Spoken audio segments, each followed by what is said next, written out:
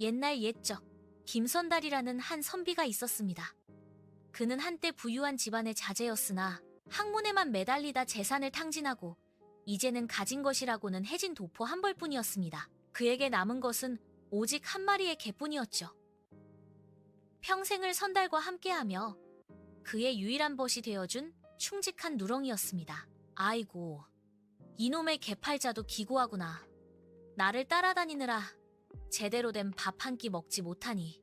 선달은 깊은 한숨을 내쉬었습니다. 선달은 이제 가진 것이 없었습니다. 오늘 저녁 당장 개와 자신의 끼니를 걱정해야 할 지경이었죠. 이대로는 안 되겠다. 이대로 가다가는 너도 나도 굶어 죽을 테니 무슨 수를 써야 할 텐데. 그의 눈에 섬광이 스쳤습니다. 선달은 개에게 다가가 무언가를 속삭였습니다. 개는 마치 선달의 말을 알아듣기라도 하는 듯 귀를 쫑긋 세웠죠. 좋아, 이 방법이라면 마지막 도박을 걸어보자. 선달의 얼굴에 능글맞은 미소가 피어올랐습니다. 선달은 개와 함께 마을에서 가장 부자이자 소문난 구두쇠인 최부자의 집으로 향했습니다. 이보시오, 대감마님 계시오. 진귀한 보물을 팔러 왔소. 최부자의 대문 앞에서 선달이 크게 외쳤습니다. 보물이라니? 내가 천하의 최부자인데 내 놈 같은 거지에게 무슨 보물이 있단 말이냐? 최부자가 탐탁지 않은 표정으로 나왔습니다. 대감마님, 이 개는 평범한 개가 아닙니다. 이 개는 사람이 하는 말을 모두 알아듣고 글까지 읽을 줄 압니다. 헛소리 마라. 개가 어찌 글을 읽는단 말이냐? 최부자가 비웃었습니다. 선달은 태연하게 천자문, 책을 꺼내 개 앞에 펼쳤습니다. 자, 보십시오. 대감마님, 제가 하늘천 틴이라 하면 이놈이 다음 장을 넘길 것입니다. 선달의 말에 개가 앞발로 다음 장을 넘겼습니다. 최부자는 눈을 비볐습니다. 아니, 이것이 정령 사람의 말을 알아듣고 글을 읽는 개란 말인가? 그의 탐욕스러운 눈이 번뜩였습니다. 뿐만 아닙니다. 대감마님, 이 개는 다른 개들처럼 더러운 똥을 싸지 않습니다. 하루에 한 번 반짝이는 은화, 인포를 쌀 줄 아는 신비한 개입니다. 뭐시라, 개가 은화를 싼다고? 이런 신비한 개가 세상에 존재한단 말인가? 최부자는 완전히 홀린 듯 했습니다. 최부자는 당장이라도 개를 사겠다고 졸랐습니다. 그는 엄청난 은화를 꺼내 선달에게 내밀며 계약서를 작성했습니다. 자네가 원하던 대로 1000냥을 주겠네. 대신 이 개는 오늘부터 내 것이다. 선달은 능글맞게 웃으며 돈을 받았습니다. 이제 나는 매일 은화를 캐는 개를 갖게 되었구나. 최부자는 신이 나서 개를 데리고 집 안으로 들어갔습니다. 선달은 오랜만에 배불리 국밥을 먹고 따뜻한 방에서 단잠을 잤습니다. 이제 남은 것은 최부자가 개를 데려간 뒤 벌어질 한바탕 소동이었습니다. 다음 날 아침, 최부자는 설레는 마음으로 개 앞에 천자문을 펼쳤습니다. 자, 개야, 하늘천! 개는 미동도 하지 않았습니다. 최부자가 다시 소리쳤지만 개는 그저 꼬리만 흔들 뿐이었습니다. 이놈이! 어제는 분명 글을 읽었는데 어찌 된 일이냐? 최부자는 분통을 터뜨렸습니다. 그리고 저녁, 최부자는 기대의 부풀어개 뒤에 바구니를 놓았습니다. 하지만 개가 싼 것은 반짝이는 은하가 아니라 지독한 냄새의 똥이었습니다. 이런 망할 놈의 개가 나를 속였어. 선달, 그 사기꾼 놈. 최부자는 분노로 몸을 떨었습니다. 최부자는 당장 포졸들을 불러 선달을 잡아오라 명령했습니다. 그는 자신의 재산을 지키기 위해서라면 무슨 짓이든 할 작정이었습니다. 대감마님께서 당장 끌고 오라 하셨습니다. 포졸들이 주막에 들이닥쳤을 때 선달은 이미 모든 것을 예측하고 있었습니다. 네 이놈?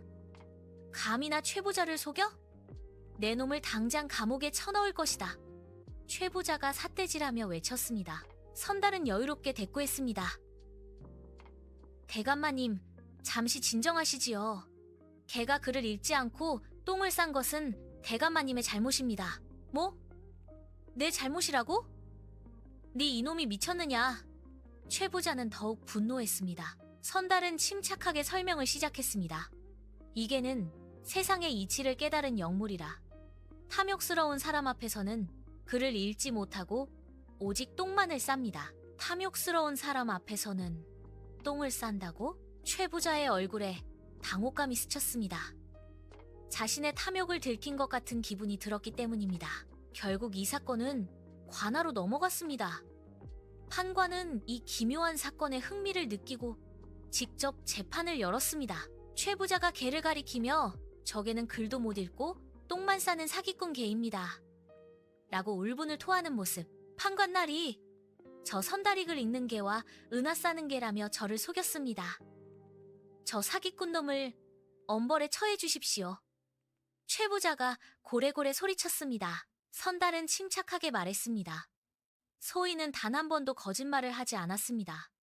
다만 이 개의 진짜 능력을 아는 이는 대감마님 뿐일 것입니다. 진정한 영물은 주인의 마음을 비추는 법답개가 글을 읽지 않는다면 그것은 개의 문제가 아니라 주인의 문제입니다. 판관이 직접 개 앞에 천자문을 펼쳐 보였습니다. 하지만 개는 여전히 멀뚱히 책만 바라볼 뿐이었습니다. 판관은 고개를 갸웃거렸습니다. 과연 이 개의 문제는 무엇일까? 아니면 저 최 부자에게 문제가 있는 것일까? 선달이 판관에게 은밀히 속삭였습니다. 날이, 이 개의 진가는 밤에 드러납니다. 누구의 욕심이 더 큰지 개의 똥이 증명할 것입니다. 판관은 최 부자와 선달, 그리고 개를 모두 관아에 가두고 다음 날 아침 개의 똥을 확인하기로 결정했습니다. 내가 탐욕스러워서 개가 똥을 싼다고? 말도 안 돼. 그는 불안에 떨었습니다. 하지만 선달은 개와 함께 편안히 잠들었습니다. 그는 이미 승리를 확신하고 있었으니까요. 다음 날 아침 판관은 직접 개의 우리를 확인하러 왔습니다. 최 부자는 초조한 얼굴로 개와 똥을 번갈아 보았습니다. 그런데 이게 웬일입니까? 개의 우리 바닥에는 놀랍게도 반짝이는 은화들이 놓여 있었습니다. 말도 안 돼! 어제는 똥이었는데 어찌 된 일이야? 최 부자는 경악을 금치 못했습니다. 판관은 싸늘하게 최 부자를 향해 말했습니다. 대감마님, 이제 아시겠습니까? 개의 눈에는 대감마님의 탐욕이 보였던 것이지요. 선달이 빙긋 웃었습니다. 제가 사기꾼입니까? 아니면 대감마님의 탐욕이 개를 속인 것입니까? 결국 판관은 최 부자에게 개값 1000냥을 선달에게 돌려주고 백성들에게 사기치려 한 죄로 막대한 벌금을 물렸습니다. 김선달은 그렇게 잃었던 재산과 명예를 되찾고 개와 함께 새로운 삶을 찾아 떠났습니다. 물론 개는 매일 똥을 쌌지만요. 이 이야기는 우리에게 말합니다. 눈앞의 탐욕에 눈이 멀면 진실을 보지 못하고 지혜로운 사람은 어떤 어려움 속에서도 길을 찾는다는 것을요.